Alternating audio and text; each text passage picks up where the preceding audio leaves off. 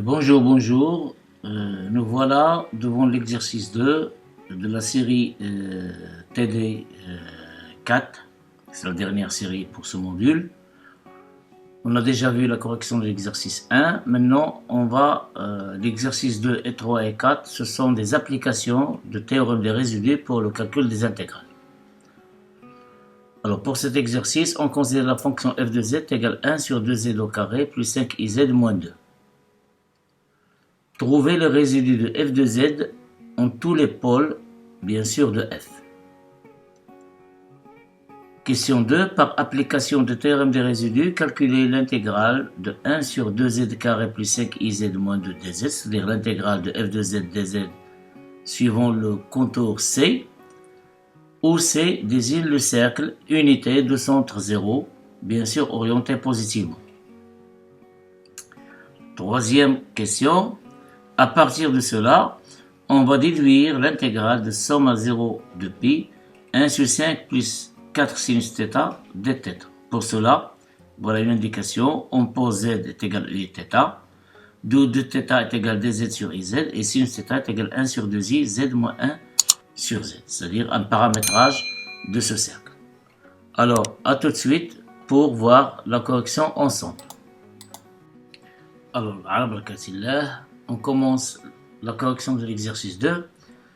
Alors, le but de cet exercice, c'est de calculer en général des intégrales sur le segment des fonctions sur le segment 0 de pi, des fonctions, si vous voulez, rationnelles en fonction de x et de y, et une fraction rationnelle qui n'admet pas de pôle sur le cercle unité d'équation x carré plus y carré est égal à 1.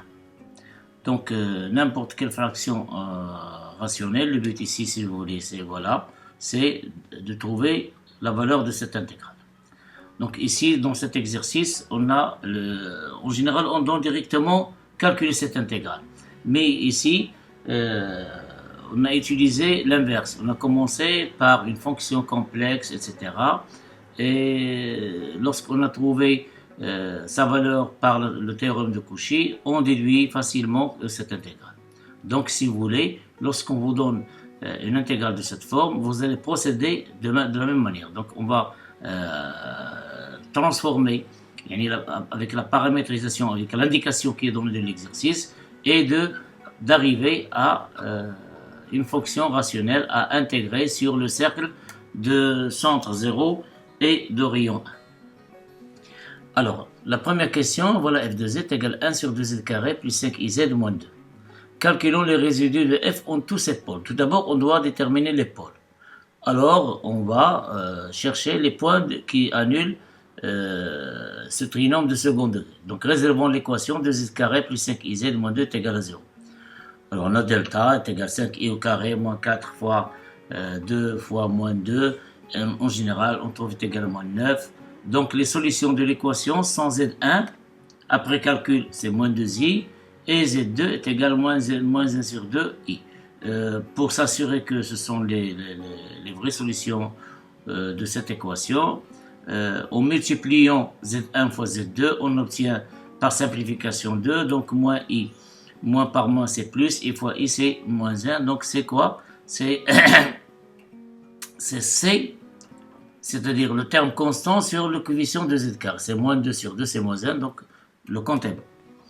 Donc f de z, on peut l'écrire sous cette forme, en factorisant 2z carré plus 5iz moins 2. Donc on va faire sortir en dehors, c'est z plus 2i, z plus z1, le z moins z1 plutôt, qui multiplie z moins z2. Donc c'est z plus 2i, qui multiplie z plus 1d.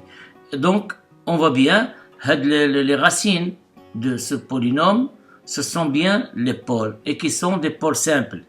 Donc, ce sont des points de singularité de nature pôle simple. Donc, les pôles simples de notre fonction ici, f de z, sont z1 est égal à moins 2i, et z2 est égal à moins z2i. Maintenant, on va calculer le résidu de f en ces pôles. Donc, puisqu'on a déterminé la nature de ces pôles qui sont des pôles simples, alors maintenant, résidu de f au point 2i, c'est simple, c'est limite de z plus 2i qui multiplie f de z.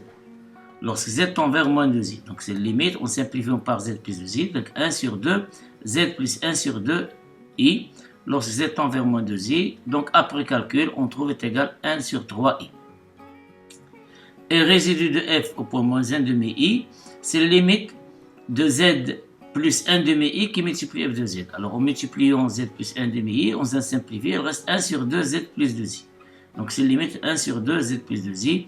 Lorsque z tend vers moins 1 demi-i, après calcul, on trouve qu'il est égal à moins 1 tiers i.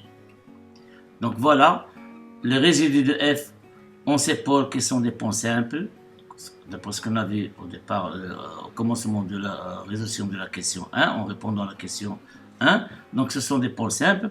Et le résidu en chaque pôle, ici au point moins 2i, c'est 1 tiers i, et au point moins 1 demi-i, c'est moins 1 tiers i. La deuxième question, c'est qu'on veut calculer l'intégrale de 1 sur 2z carré plus 5iz moins 2, c'est-à-dire de f de z dz, suivant le cercle unité de centre 0 et de rayon 1 orienté positivement par la méthode des résidus. Alors voilà si vous voulez le dessin de ce cercle.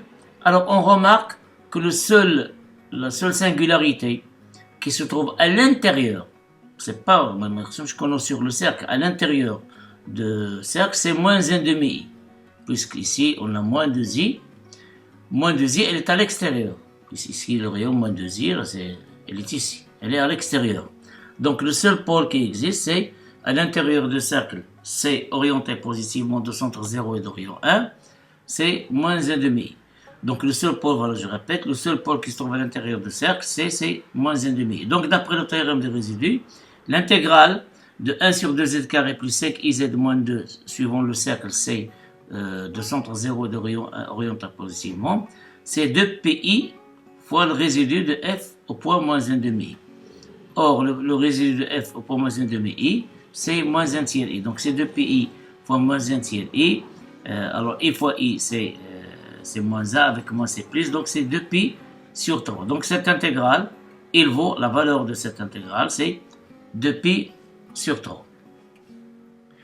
La question 3, on va en déduire, d'après cela, l'intégrale de somme 0 de pi, 1 sur cosinus plus 4 sin θ dθ. Alors, ils ont donné déjà une indication, c'est qu'on utilise, il y a un changement de variable, z est égal à θ, ou bien ce qu'on appelle paramétrisation du cercle C de centre 0 et de rayon 1. Si on utilise cette paramétrisation, alors z est égal à iθ avec θ appartient à 0 de pi, donc dz est égal à iεθ dθ est égal à iz dθ, c'est-à-dire dθ est égal à dz sur iz.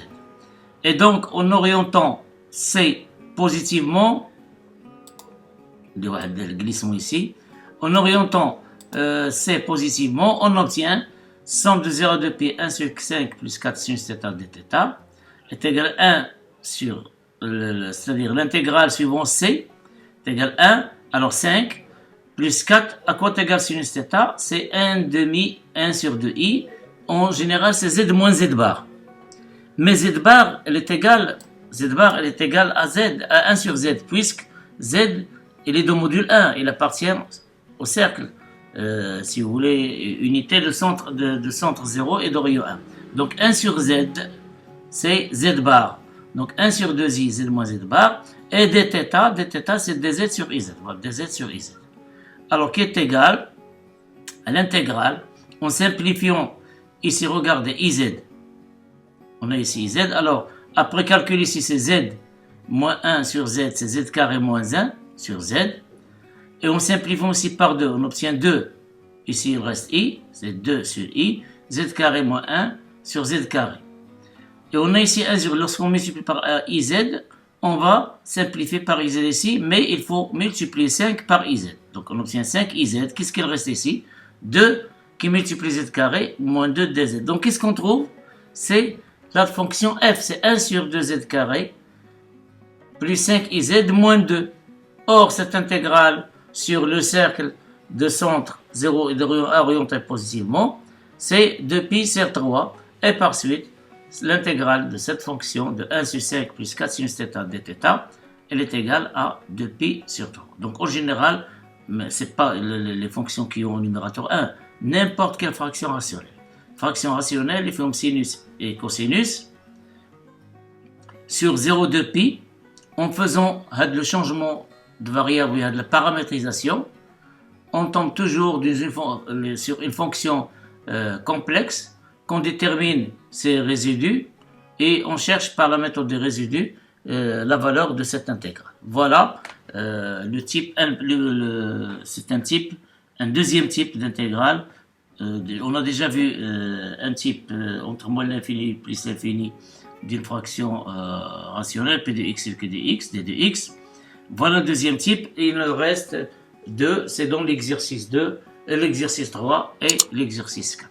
Donc, je vous souhaite bon courage et bonne préparation à l'examen.